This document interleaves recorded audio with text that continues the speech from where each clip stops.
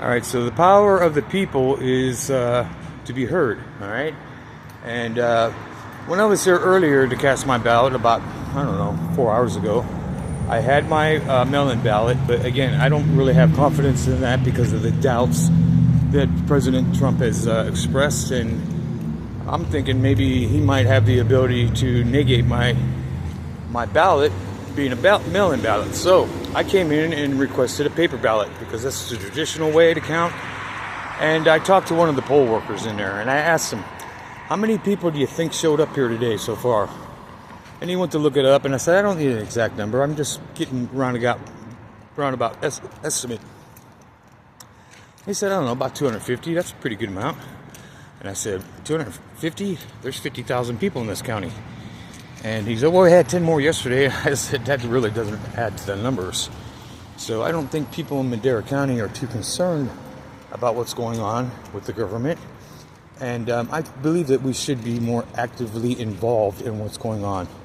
Because I believe the government has removed a lot of guardrails that the Constitution has placed on them. And they've taken overreach in their authority. And they've done this through precedents and shaving the Constitution here a little and shaving it there a little bit, justifying unwarranted invasions of our privacy, and a whole other slew of opinions over a long period of time. Here a little, there a little. We're getting to the point where we don't have any constitutional rights. And this United States of America, what made this nation great was the Constitution. It was that the people had influence over their government.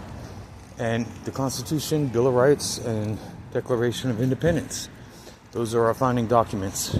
So my goal and my objective here is to return to those plain definition of the words defined in the Constitution, which I don't believe we need a panel of 9 or 12 judges or however many Supreme Court judges we have for the United States of America.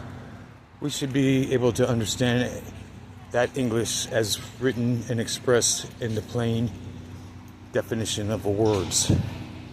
When it says you need a warrant to go based upon a sworn statement that establishes probable cause that a crime has been committed before you go to someone's house and break down the door, that's what you should have. And I don't see.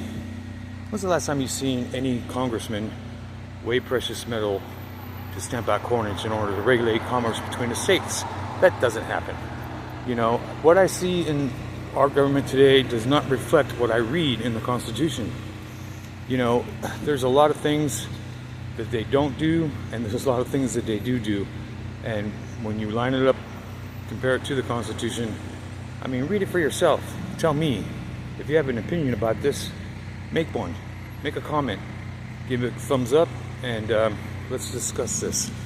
I think people need to get more involved with their government because it's supposed to be the people that a government of the people, by the people, and for the people. So I'll continue this video. It's a series I'm doing tonight.